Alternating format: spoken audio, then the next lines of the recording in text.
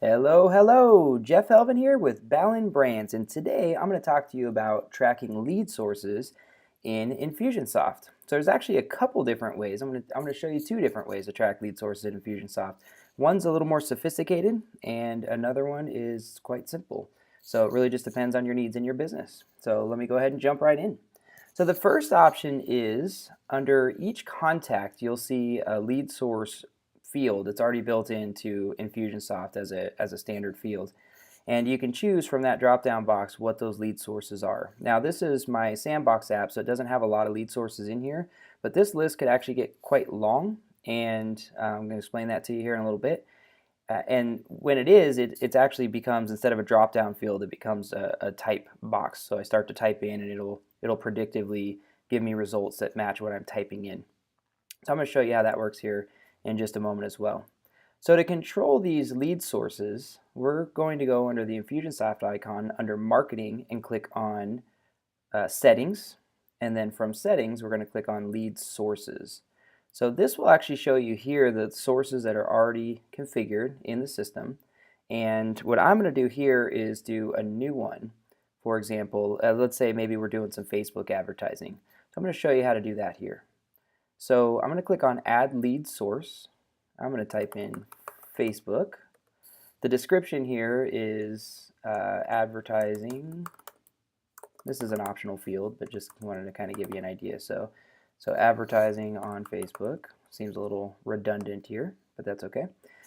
Category. Now categories are a way for us to, this comes down to reporting, whether or not you want to categorize things. So if, let's say for example, you're going to do offline ads and you're going to do online ads, and you really wanted to kind of put the two head to head and see what your better return on investment is.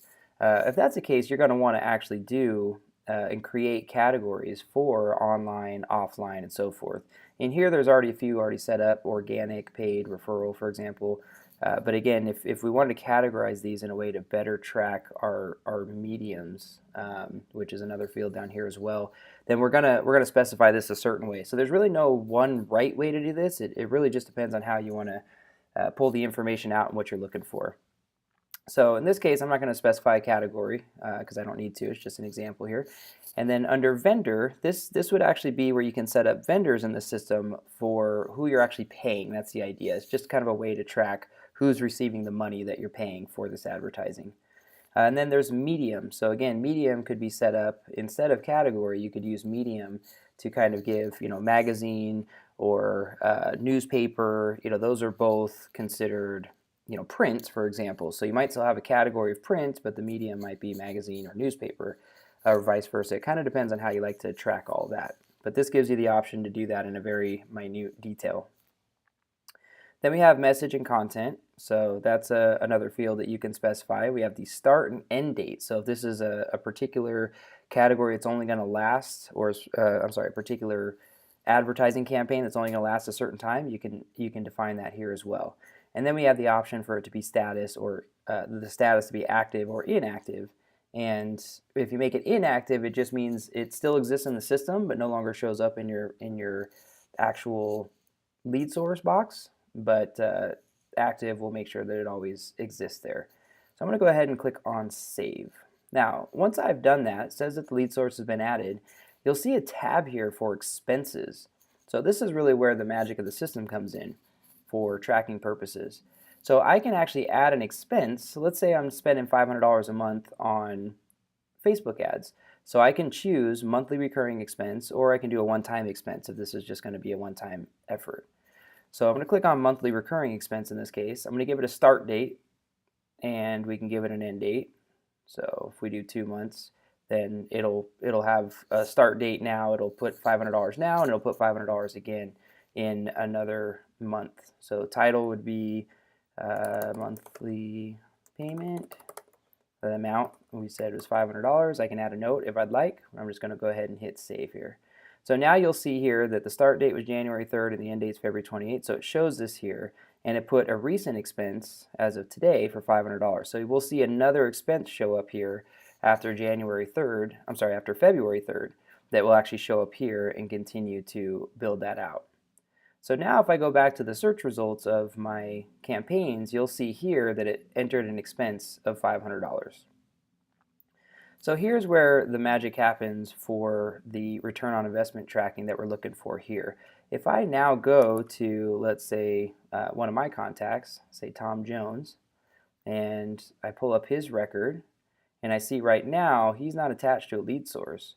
But if I go ahead and choose the one I just did, Facebook, and I save that, now any income that I make off of Tom Jones here, any income I make there is gonna play a role into an actual return on investment, like an actual report that I can look at. So as you can see, this is very detailed information that is fantastic to track. What I find is that a lot of our customer base, especially if you're in the real estate market, for example, the tracking of your actual payments don't necessarily all go through Infusionsoft's, their invoices and their payments. It's more records that we keep as opposed to actual transactions that happen in the system. So while this is extremely effective for, let's say, an e-commerce website, it's almost a little overkill for general business matters because we don't always know or track our expenses. Whether we should or shouldn't isn't really the discussion here. It's really whether or not we are tracking those expenses to that level. So sphere of influence is another one. Like that could be an expense where I'm actively working my database, I'm taking people to lunch. So unless you're going to really go in here and put in every transaction that you do toward nurturing a lead or getting them to close to business, you can imagine it's going to get very, it's not going to be up-to-date information anyway. So although it's a great feature, we actually personally don't use that feature the same way. We do it more of a custom field style, so I'm going to show you that as well. But before I do that, I want to show you one other example. When that list becomes very long, it changes from a drop-down box into a type box. So from here, if I started to type in A, for example, it's going to pull in any different source that pulls in that starts with an A. So it's very nice, obviously, when you have a lot of sources. But the reason why we have so many sources is because we're very active in online lead generation, and these are all actually automatically created. So what happens here is that anytime a new lead comes in from a referring source, from a referring web page into our system, it creates a new lead source if it's different. So as you can imagine, this list gets very, very long, and it's a little hard to maintain, to be honest. And so we don't actually actively use this lead source option because of that particular reason. So with that being said, I'm going to show you how we do use, or how we track our lead sources to be a little more, just a little more precise in what we're doing, and gives us the information that we need without all of the additional fields that some might use, but we don't in our case. So what we've done is we've actually created a custom field. And custom fields I go over in another video if you'd like to watch that. But the custom fields, we control this. We control where these fields, or which fields, show up in this particular drop-down box. So we like to use this one because ultimately we're not necessarily looking for a return on investment report. Depending on how we track our expenses and advertising expenses, we're actually just looking for how many deals have I closed from this source versus that source versus that source. So what we've done is we've created this drop-down field that we simply select where they came from. So in this case, sphere of influence, or Facebook ad, or just general Facebook. These are different things that I can select. Now once I do that and I hit save, then this is now defined as where they actually came from.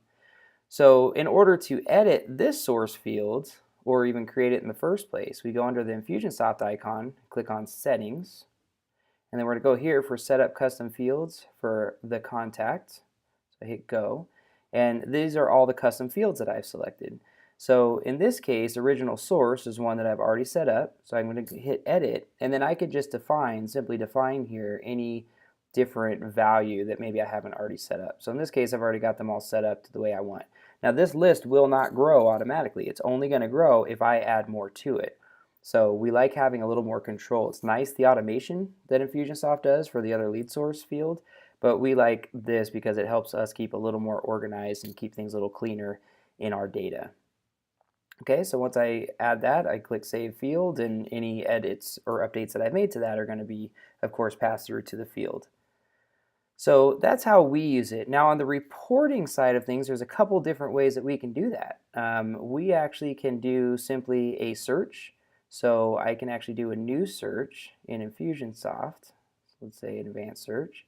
And I want to say any of my custom fields from, let's say, the active rain source.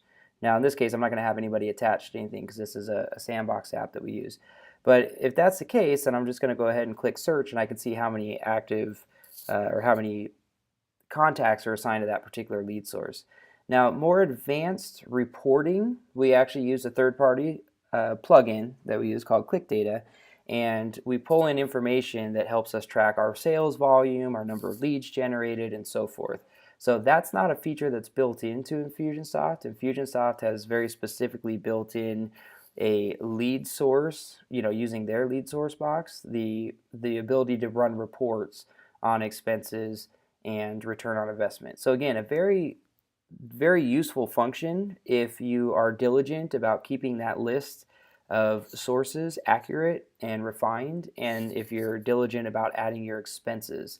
If you're not, if that's not how you run your business and you think that might be a little too complicated to keep up with, well then we might recommend, instead of using the lead source here on the actual contact, that you might want to use the lead source under a custom field, and in our case under our tracking tab. So I hope this has been helpful. It doesn't answer every question. Sometimes it raises even more questions, but if it does, please feel free to reach out to us at team@ballenbrands.com. That's TEAM @ballenbrands.com, and we'd be happy to help.